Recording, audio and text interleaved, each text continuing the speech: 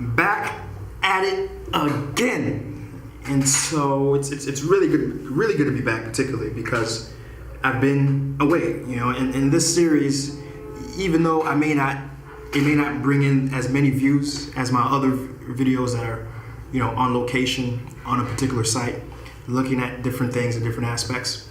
It's my favorite series because it's what I'm about. It's what gets me going. It's what pushes me to be successful personally and take risks so I can see what the results are and share them with you, because ultimately it's these conversations where I'm breaking particular things down with you, to you, that's going to allow Haiti itself to change, because the folks who do take the time out to watch this video from the very start to the very end without pause are the type of folks that are truly going to help bring change and bring progress to the country, right? And so thank you, right? And that whole little intro, I think, allows you to remember what this series is about, which is breaking down different aspects of doing business and coming to the country and how you can avoid some of the pitfalls and maximize your chances of success. This particular video is a particular important one. We're talking about the 3 top mistakes the diaspora make when coming to Haiti and how to avoid them. Okay, let's get into it.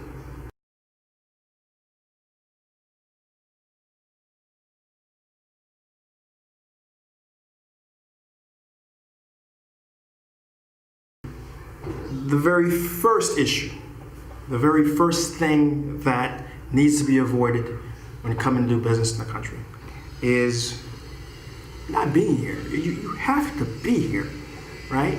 And a lot of the stories you hear where you have somebody who comes in and with the idea, okay, I'm just gonna, I'm gonna have a store here and we're gonna just, put stuff in there, and I'm gonna have my cousin,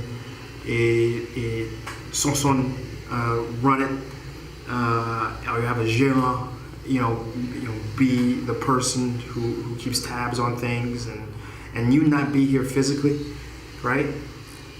That's how those stories occur. That's how those stories I know a lot of my diaspora friends have, of either a cousin or a parent who said, oh man, I tried to do business in Haiti back in the 90s and here's what happened. Some folks milked me out of money.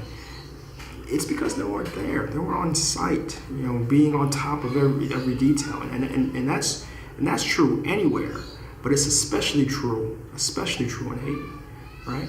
So the lesson really is ensuring that you're here, right, and particularly be here in the very early phases when when the business is still growing and you're still at the end of the day gaining trust in the people you're working with. Right, and once you do cross over to that phase where you're not here and you're doing different things, ensure that there's particular safeguards in place to allow you to monitor what's going on, especially in this day and age with Google Docs and being able to see activity on different folks' accounts, having cameras in your particular place so you can monitor folks even while you're away.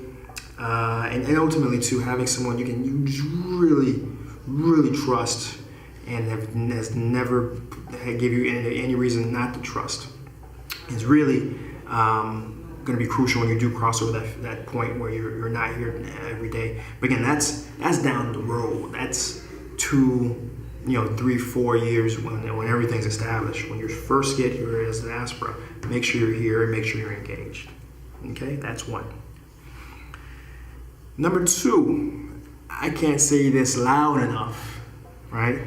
Make sure you have some sort of income, right? If you're coming to this country and you're looking to be an entrepreneur and do different things, I can't stress enough the importance of having a source of income that is independent of how your business is doing, right? Because if not, here's what's going to happen.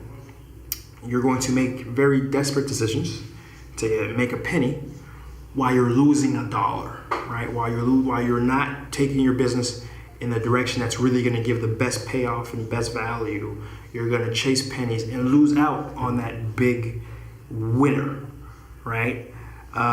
Just for perspective of quality of life and stress, I highly advise that you have some sort of income. Now, what does that mean, Chris? What do you mean? What sort of income can I have? Real estate, right? You know, if you do a good enough job while you're in the States or where you're at, and to where you can have a cool $1,000, $2,000, $3,000 coming in of excess real estate income. That's one. I know folks who work remote, folks who have a job in the States but work here, right? And depending on that type of remote job, which is what you're gonna have to find, you're gonna find one that gives you a bit of flexibility, right? You can work 20 hours, 30 hours, and thus still have time to run your business. And what that means too is, again, as you the entrepreneur knows, you know, it's an 80-hour sort of relationship that you have with your business. Now add an additional 20 to 30 hours where you're doing stuff just to, have money in your pocket while your business is still growing and can't pay you. I'm going to be honest, it's going to be time-wise, it's going to be rough, right? And so, if you have kids, if you have a significant other, that those things may suffer, right? So you're going to have to always do a balance analysis to see, is this something that is going to work for me, right? But I think a lot of us who are in this entrepreneurial vein, we understand what we gotten ourselves into, and I think the people who are around us understand who we are, and so maybe it won't be as bad as someone who's just branching off with already established life. But that's something you're gonna have to keep in mind, right?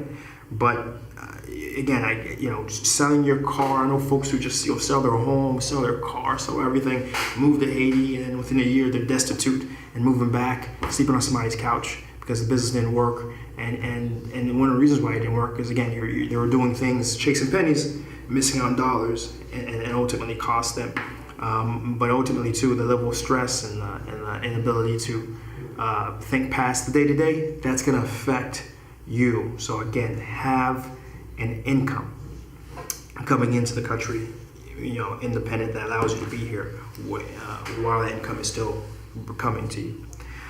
And finally, and this probably precedes everything else I've just said, prototype. Too many Haitians just have this idea. Oh, this is going to be okay. I have this idea that I'm going to come here and we're going to mimic. We're going to do this idea that I saw in the States that's doing really good. We're going to get an app and we're going to do this and we're going to come and it's going to work. And then most unfortunately, you spend all the money to roll out something, but then when you actually start it, it fails. Why? There was no prototype. There was no testing the market, because the American market, the Canadian market, the Chilean market, wherever you're coming from with this idea to implement in the country is very different from the Haitian market. Very different, night and day difference, right? And so if you're coming and you're thinking that you can just do a one-to-one, it's gonna fail. It's a recipe for failure. What I advise you to do is to start small, right? If you're looking to do a restaurant, with a particular flair, get the location and just do a minimum. Get the stove in there, get the fridge in there, get the one cook in there, get the one waitress or two waitresses, and just see if the foot traffic, people are being receptive, and from there go ahead and funnel money into it, right? But first and foremost, ensure that you try it out. If you have a particular idea, maybe an app, maybe something more technological, start it over there and then bring it over here and get it in the hands of a few different people, and see what their feedback is, and see if you can slowly grow it from that first set of testers to something larger, rather than, again, going all in and ultimately failing, right? So those are the big three things that I found, I see, I've heard, I've experienced to some extent being in Haiti, and how to avoid them. First, again, not being here. You got to be here physically when you're starting your business day to day to put controls in and ensure things are happening right. Second, have an income, have some sort of income independent of your business while your business is growing, so you can think clearly and make the right business moves. And finally, prototype and test. Prototype and test your idea to ensure that it has the best chance of success. And on day one, when you actually start throwing real money at it, it's been tweaked, it's been modified, and you have the highest chance for return on that investment. All right? Anything else I should talk about? Any other issues, topics, questions, concerns you're thinking about coming to Haiti and need to know what to do? Leave a comment below. Hit me a like. Hit the little notification button and definitely subscribe. Until we're back at it again, we'll be back at it again.